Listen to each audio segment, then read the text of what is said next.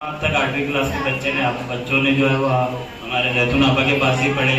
अब जो है मैं जमीर सर को आवाज दूंगा कि जमीर सर आए और आप लोगों को देखो जमीर सर की जो बात है, जमीर सर जो बात करते हैं वो कुरान हदीस की रोशनी में बात करते हैं। और जमीर सर चाहते हैं कि मेरे जो नबी की उम्मत है उसका हर एक बच्चे का खात्मा जब वो इस दुनिया से जाए, वैसे तो हम भी चाहते हैं, लेकिन जमीर सर को इसकी फिक्र है कि जब दुनिया से जाए तो खाली हाथ ना जाए बल्कि अपना ईमान बचा के लेके जाए। सब हम जमीर सर को जानते हैं, तो जमीर सर से गुजारिश करूंगा कि वो दौलत से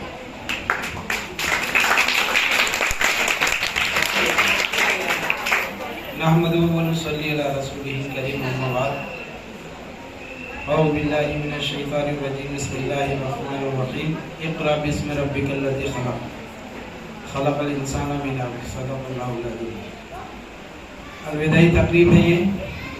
और कुछ साल हमने यहाँ पे गुजारे हैं, तो एक मोहब्बत, एक उनसियत जो है असातिज़ा से और साथ पढ़ने वाले लोगों से हो जाती है, स्कूल से भी हो जाती है। आदमी जब यहाँ से जुदा होता है तो दिल एक कश्मकश में रहता है, आंखों में कभी कभी आंसू भी आ जाते हैं। ये एक मोहब्बत की पहचान है। असल जो जिम्मेदारी है अल्लाह ने हमको जो दी है उसको समझना है, और बहुत बड़ी जिम्मेदारी है, और वो इल्म के जरिए से ही पूरी होगी। इसलिए सबसे पहले इस उम्मत को पढ़ने का सबक दिया गया।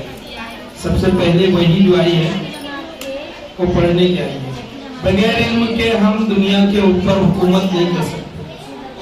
अल्लाह के नबी सल्लल्लाहु अलैहि वसल्लम ने मेहनत की ऐसे लोगों पर कि जिन पर लोग हुकूमत करने को तैयार नहीं थे, मगर 23 साल की जिंदगी के अंदर में 1.25 लाख का मजमा कमोबेश तैयार किया, और पूरी दुनिया के अंदर में उन्होंने चल फिर कर जो इस्लाम का डंका बजाया।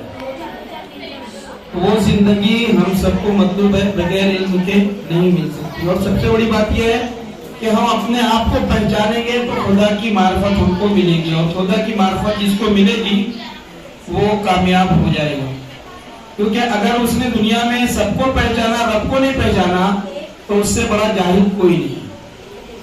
तो ये इल्म हमारा सबसे बड़ा हथियार है, इसको हमको पढ़ना है, कोशिश करना है। और दूसरी बात, अपने माँ बाप के एतमाद, जो भरोसा, उसको टूटने नहीं देना है। आज ये बात की कमी है, माँ बाप जो है बच्चों पर एतमाद नहीं कर पा रहे, क्योंकि जमाना ऐसा आ गया है कि उनको डर महसूस होता है। इसलिए हमारी कौम तालीम के अंदर आगे नहीं बढ़ पा रही। ये बहुत बड़ा अलमिया है, और फिर इसका भुगतान जो है, इसका जो है हम सबको भुगतना पड़ेगा। ऐसा नहीं कि नहीं, जो नहीं पढ़ रहा है वो अपनी जात का नुकसान किया, और नहीं पढ़ने की बुनियाद पर पूरी कौम का नुकसान हुआ। तो जिम्मेदारी को समझते हुए आगे बढ़ो, माँ बाप का एतमाद को टूटने मत दो, और जहाँ कहीं भी जाओ वहाँ पे अपना जो है खास तौर से ईमान वालों का नाम रोशन होना चाहिए। और ये अभी थोड़ी सी जो है झलक शुरू हो चुकी है कि कुछ लोग जो है अब इधर यानी कदम बढ़ा चुके हैं। ये हमारे लिए अच्छी बात है, क्योंकि आने वाला जमाना जो है बड़ा पुरखतर और पुरफितन होने वाला है।